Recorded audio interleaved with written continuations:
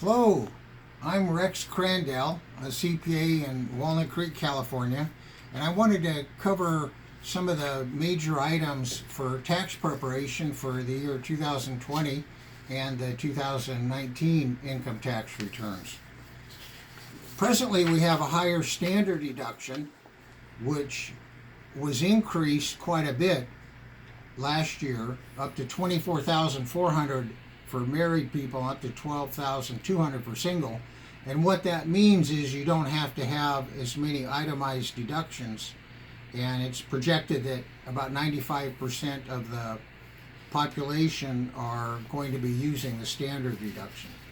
The personal exemption's gone now. It used to be if you had 5 people in your house, you got 5 exemptions. That's not in effect anymore at all.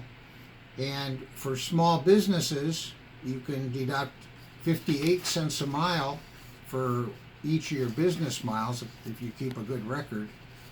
In prior years, we had a deduction of $1,000 for the child tax deduction, and now it's been increased to $2,000, but it's no longer a deduction, it's a credit, which means it reduces your tax dollar for dollar. So a $2,000 credit per child is quite generous, and I think a lot of parents are really going to like that.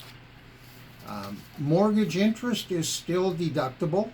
There's been a lot of confusion on that mortgage interest was limited to $10,000. That's not true at all.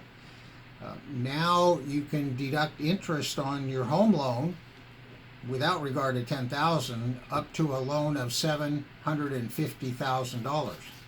Under prior years, your limit was under over $1 million of mortgage loan.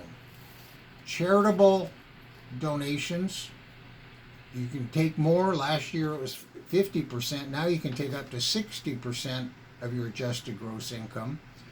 And for medical, you deduct an amount above a certain minimum, and it was at 10%. You could deduct above that. Now it's been improved to 7.5%.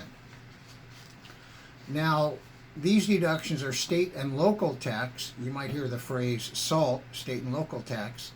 That is limited to $10,000, and that includes your real property tax and your state income tax that's being withheld on your wages or estimated tax payments. So that's going to impact a lot of people who have large real property tax and large state tax deductions, and there's been quite a bit of pushback on that particular rule. Now we do not have any more Obamacare penalties for not having medical insurance, so that's been loosened up a bit. And there's a fairly new deduction for pass-through entities like partnerships, LLCs, and S corporations, where you can deduct 20% of the net income as an additional deduction. Some of the deductions that are gone: moving expense, except military, casualty and theft losses are no longer deductible, and the miscellaneous itemized deductions are not deductible on federal, but they are deductible on state.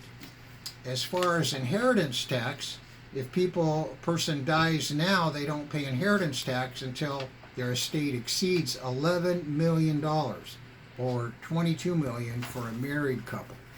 So those are some of the more important tax law changes, and if you have any questions, please contact our office.